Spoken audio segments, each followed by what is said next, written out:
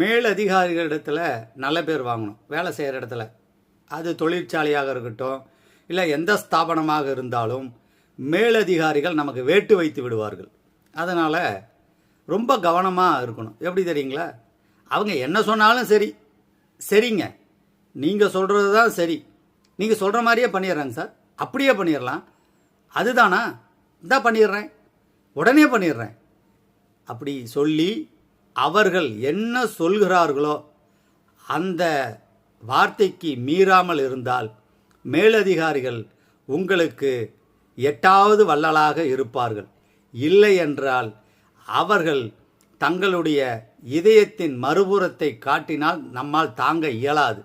அது வெளியே தெரியாது, உள்ளே புகன்று கனன்று கொண்டிருக்கிற எரிமலையாக இருக்கும். எனவே அவர்களுடைய இதயத்தை குளிர்விப்பதற்கு ஒரே வழி, நீங்கள் தான் சார்